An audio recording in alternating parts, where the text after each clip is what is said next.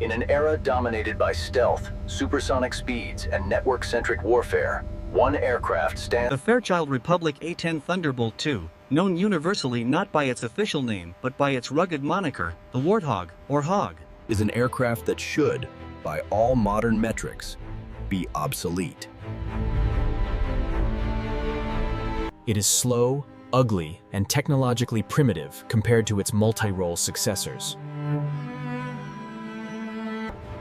Yet, it remains one of the most revered and protected assets in the U.S. Air Force.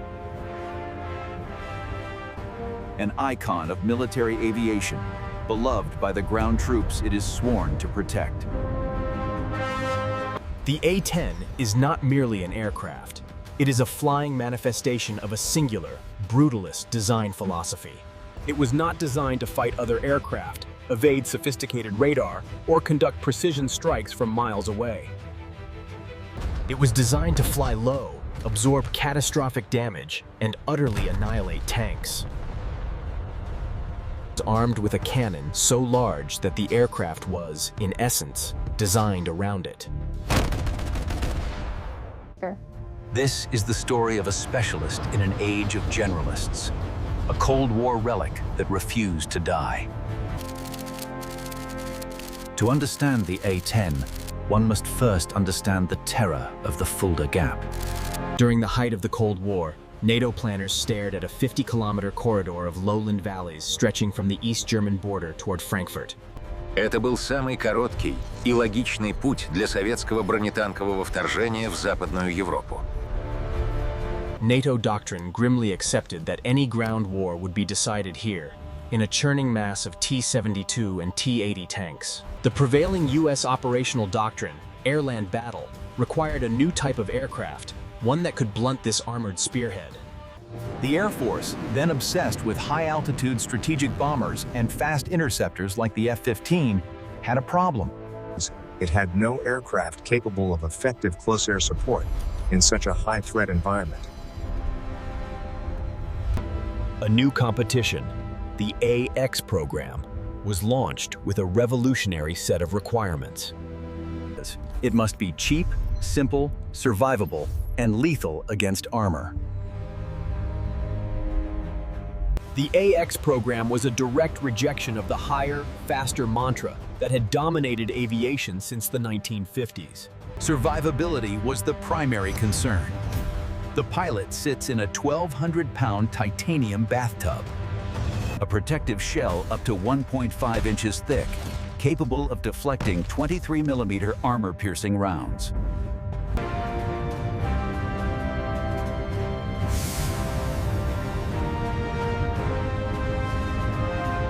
This placement masks their infrared signature from heat-seeking missiles on the ground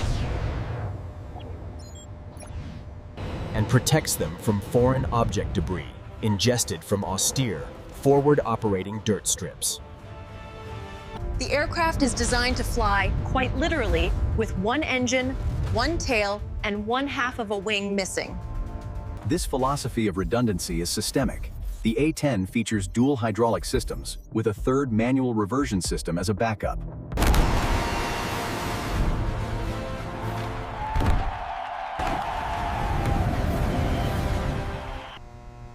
The A-10 was not a plane given a gun. It was a gun given wings. The entire aircraft is designed around the General Electric GAU-8/A Avenger, a 30mm 7-barrel Gatling gun that is, by itself, the size of a Volkswagen Beetle.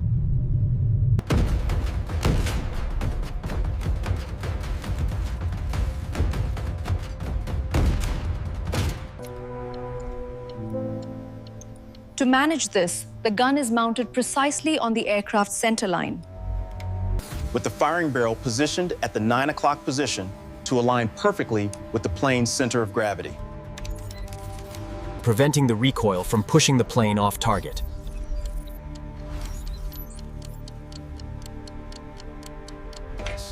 The gun fires 1,174 rounds from a massive drum, spewing 30mm PGU-14. This material, 1.7 times denser than lead, self-sharpens as it penetrates armor, making it exceptionally lethal against tanks. Yeah!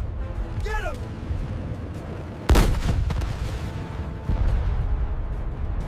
The sound stupid. The Cold War ended without the apocalyptic battle in the Fulda Gap. This is CNN. Then, in 1991, Operation Desert Storm provided a violent validation of its concept. Good hit, good hit. A-10s flew over 8,000 sorties, achieving a 95.7% mission-capable rate. They were credited with destroying over 900 Iraqi tanks, 2,000 other military vehicles, and 1,200 artillery pieces. In the subsequent conflicts in Afghanistan and Iraq, its role evolved. The threat was no longer tanks, but insurgents in disparate, dug-in positions, a mission known as counterinsurgency. Target neutralized.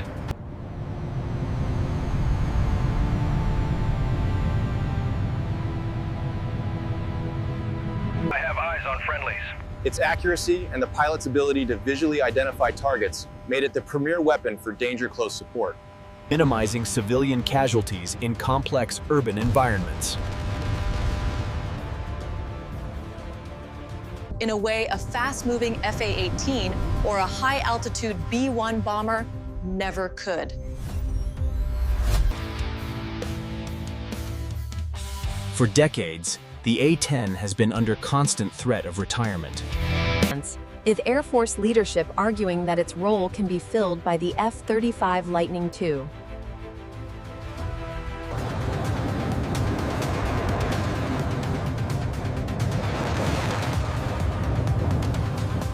Proponents argue the A-10 is a sitting duck in a modern war with China or Russia.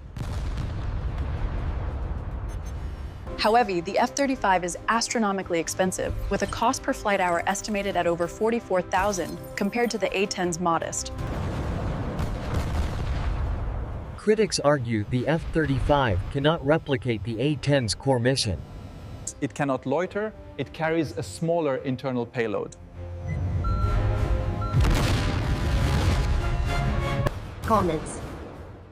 And its 25mm gun is a pale imitation of the GAU-8. More importantly, it cannot take a punch. We are seeing a critical failure in the hydraulic system following the impact.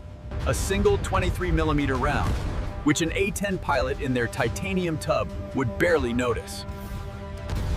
Could be a mission kill for a delicate, stealth-coated F-35. The persistence of the A-10 Warthog is a testament to a simple truth. The character of war may change, but its nature does not. Get me close air now! Future conflicts will still involve soldiers on the ground, under fire, needing support. The A-10 endures because it is the ultimate expression of that single, vital mission. Es ist ein Werkzeug, kein Konzept.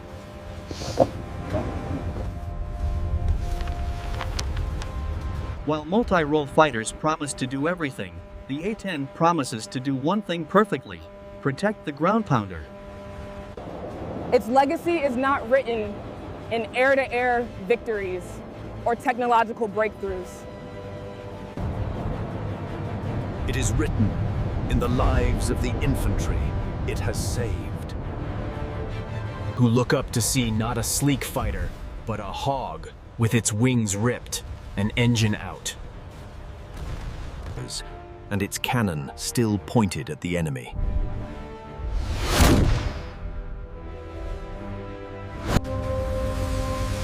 As long as there are troops in contact, there will be a call for the Warthog.